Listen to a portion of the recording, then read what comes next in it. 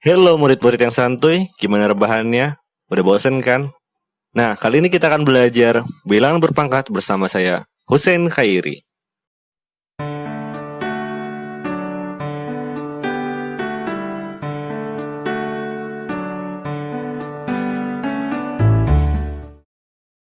Sebelum kita tahu lebih lanjut apa itu bilangan berpangkat, mari kita ingat kembali apa itu perkalian. Coba kita lihat operasi bilangan berikut ini. 1 ditambah 1 ditambah 1. Di sini kita lihat satunya ada sebanyak 3. Maka di perkalian akan kita tulis sebagai 3 dikali 1. Lalu coba lihat ini. 2 ditambah 2 ditambah 2 ditambah 2 ditambah 2. Ini 2-nya sebanyak 5. Maka di perkalian kita akan tuliskan sebagai 5 dikali 2. Dari sini kita tahu bahwa perkalian itu menyederhanakan bentuk penjumlahan berulang. Seperti kita lihat, yang tadinya 2 tambah 2 tambah 2 tambah 2 tambah 2, itu kan panjang. Kita sederhanakan menjadi 5 dikali 2. Lalu, bagaimana dengan bentuk bilangan berpangkat? Mari kita lihat.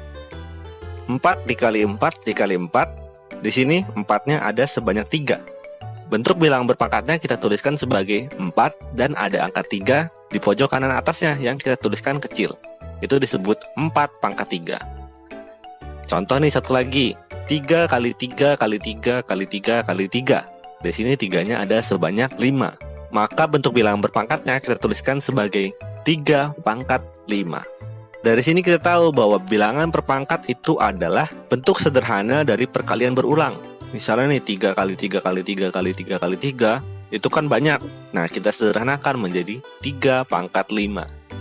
Dari sini kita bisa merumuskan bentuk umum dari bilangan berpangkat. Kita tuliskan sebagai A dikali A dikali A seterusnya sebanyak N. Ini kita sederhanakan menjadi bilangan berpangkatnya, yaitu A pangkat N. Nah, dari sini kita namakan A ini bilangan dasar atau basis, dan N ini kita namakan sebagai pangkat yang dituliskan kecil di pojok kanan atas. Gimana? Sampai sini paham kan? Kalau udah sampai sini, mari kita ke tugas kalian. Tugas yang pertama adalah menuliskan namamu. Jadi nama kalian ditulis sendiri ya. Contohnya seperti ini. Nama saya Hussein Khairi. Lalu tugas kedua, ubah huruf-huruf di namamu menjadi angka berdasarkan urutan abjad. Contohnya, H sama dengan 8, karena huruf H berada di urutan ke-8 dalam abjad.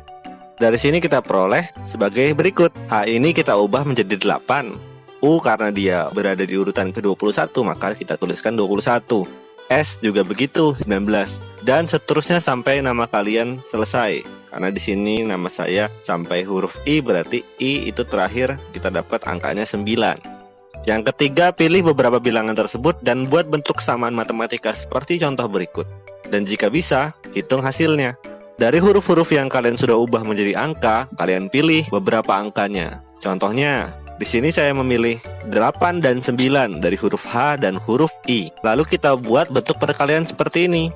8 dikali 8 dikali 8 dan seterusnya sampai sebanyak 9. Karena kita sudah belajar bentuk bilangan berpangkat, maka perkalian berulang ini kita sederhanakan menjadi 8 pangkat 9.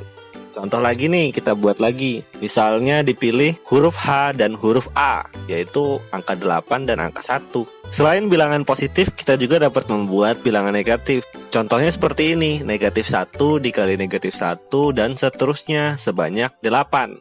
Karena negatif 1-nya ada sebanyak 8, maka kita tuliskan negatif 1 pangkat 8.